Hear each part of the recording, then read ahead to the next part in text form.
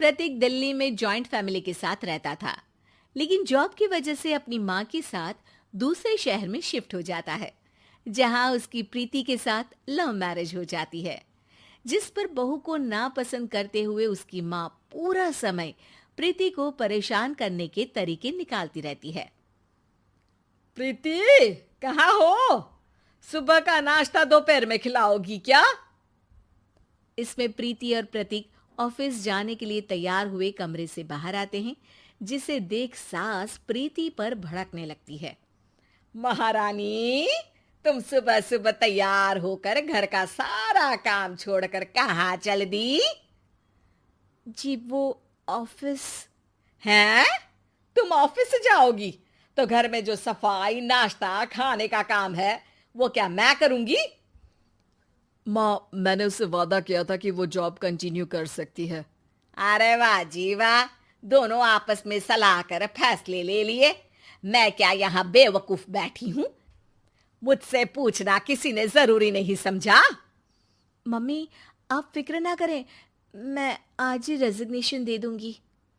प्रीति office के लिए चली जाती है और अगले दिन से जॉब छोड़ घर के कामों में लग जाती है, लेकिन साथ ही उदास भी रहने लगती है, जिसे देख प्रतीक को अच्छा नहीं लगता।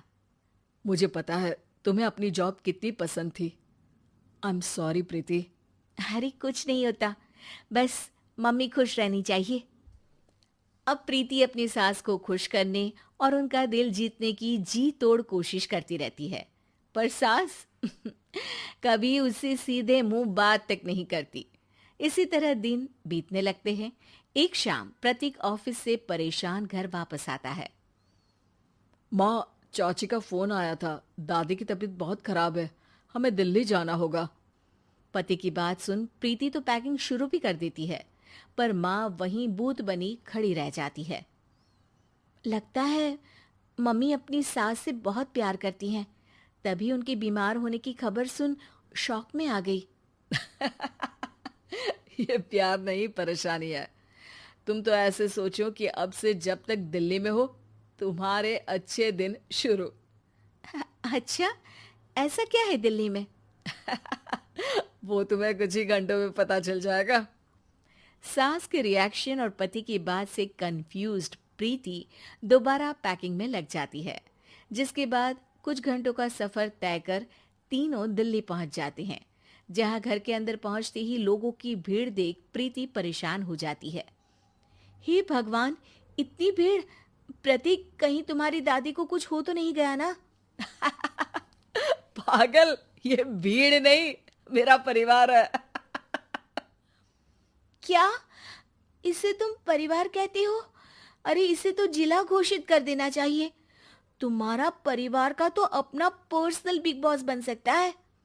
हैरान परेशान प्रीति परिवार वाले सदमे से बाहर निकली भी नहीं होती कि सिर पर पल्ला रखे शांत तरीके से सबके साथ बात करते हुए अपनी सास को देख उसे दूसरा सदमा लग जाता है।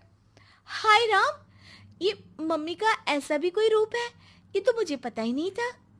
ये तुम्हारी सास का ससुराल है। तभी प्रतीक की बहन बोल पड़ती है।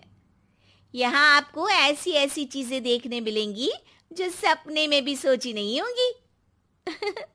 हाँ, ये कुछ दिन तो बहुत इंटरेस्टिंग लग रहे हैं। सब एक साथ दादी के कमरे में जाते हैं, जहाँ पहुंचते ही उसे दादी की आवाज सुनाई देती है। क्यों रे, सास से मिलने की फुर्सत मिल गई? दूसरे शहर जाकर छूट क्या मिली? तुम तो भटकता पंछी बन गई। इतने समय में ये तक नहीं पूछा कि जिंदा भी हूं या मर गई। प्रीति की सास अपनी सास के पैर छूती है। अरे कैसी बात कर रही है मम्मी, आपको तो मेरी उम्र भी लग जाए। अरे बस कर, ये झूठी उम्र देने वाली बातों का दिखावा ना कर। तेरा बस चले ना तो जो मेरी बची कुची जिंदगी है वो भी अभी खत्म कर दे। अरे बहू कहाँ है? इस पर सास प्रीति को दादी से मिलवाती है। दादी प्रीति को बहुत प्यार देती है। क्यों बहू, तेरी ये सास परेशान तो नहीं करती ना? अगर करती है तो अभी बता दे, मैं इसकी क्लास लगा दूंगी। अरे कैसी बात कर रही है माँ जी, भला मैं क्यों किसी को परेशान करूंगी। प्रीति अपनी सास का ये रूप एंजॉय कर ही रही होती है कि तभी चाची वहां आकर प्रीति को अपने साथ ले जाती है। सास की क्लास लगते देख जो खुशी मिल रही थी वो तुम्हारे चेहरे से साफ पता चल रही थी, इसीलिए ले आई, क्योंकि अगर उन्हें पता चल जाता तो तुम्हारी खैर नहीं थी। थैंक यू चाची जी। चाची और प्रीति घर में झूले पर बैठी बात कर ही रही होती है कि उसकी सास भी वहां आ जाती है। मतलब यहाँ सारा काम मैं करूं और तुम बैठी हंसी ठिठोली करो। अरे चलो जाओ खाना बनाओ।